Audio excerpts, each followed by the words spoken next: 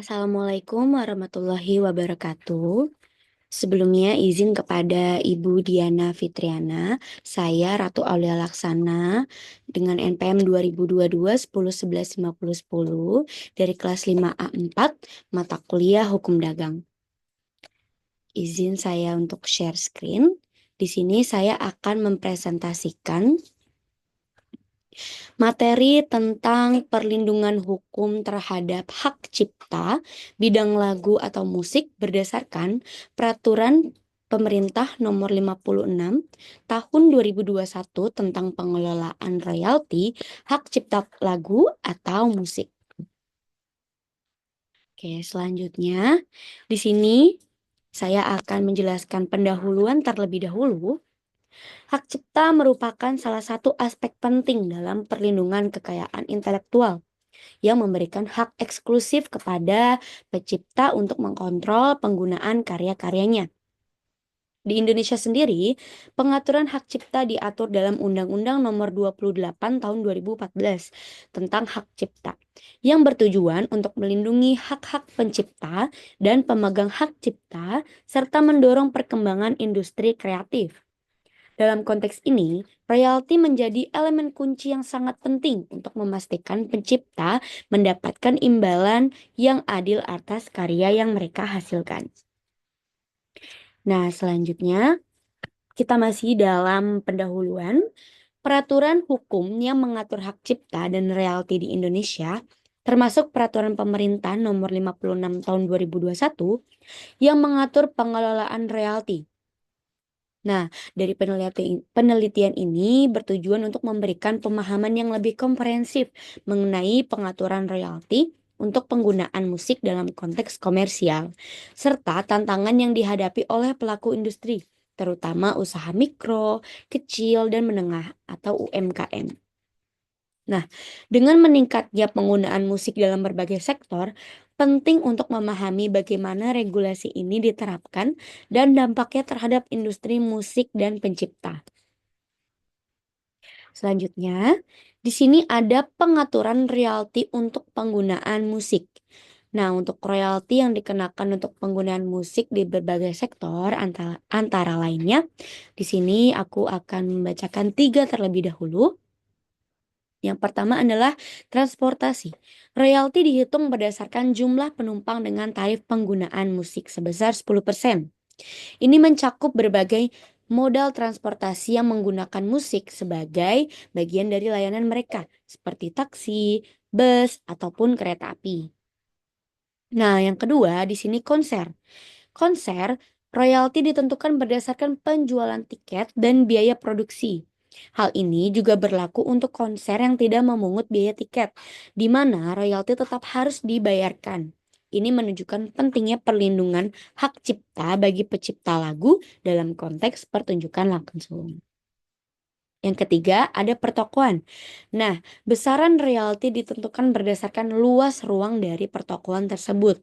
Setiap kategori luas memiliki tarif yang berbeda-beda. Tujuannya adalah untuk menciptakan keadilan dalam pembayaran royalti, terutama bagi toko-toko yang menggunakan musik sebagai bagian dari pengalaman berbelanja.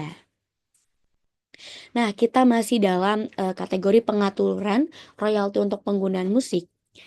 Selanjutnya adalah hotel. Nah, tarif royalti untuk hotel ditentukan berdasarkan jumlah kamar yang tersedia, mencerminkan penggunaan musik dalam layanan hotel seperti di lobi, restoran, ataupun area publik lainnya.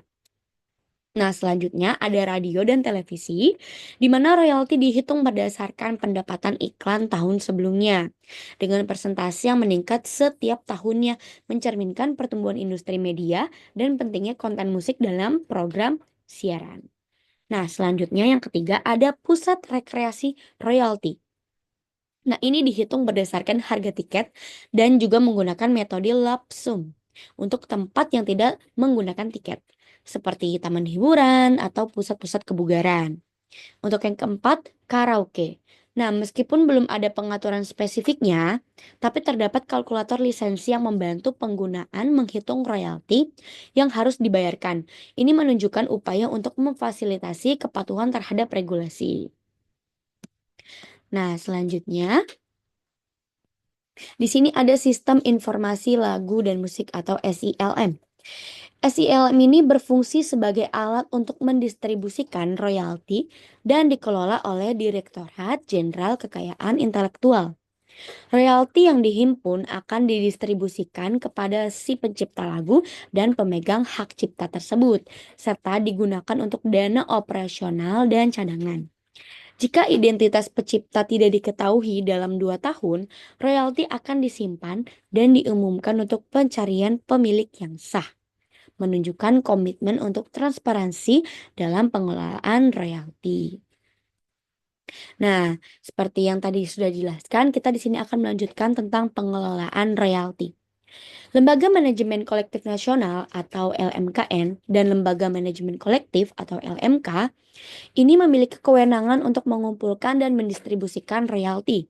Prosedur penarikan royalti melibatkan pembayaran oleh pengguna sesuai tarif yang ditetapkan oleh LMKN dan disahkan oleh Menteri Hukum dan Hak Asasi Manusia.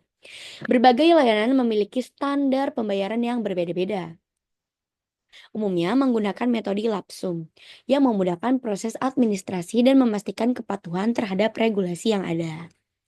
Nah, selanjutnya ada tantangan untuk UMKM.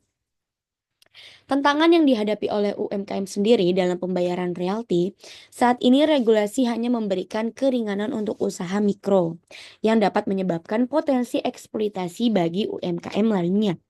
Hal ini menunjukkan perlunya perhatian lebih terhadap kebutuhan dan kemampuan UMKM sendiri dalam memenuhi kewajiban pembayaran royalti serta pelindungan yang lebih baik untuk mencegah dampak negatif dari regulasi yang ada.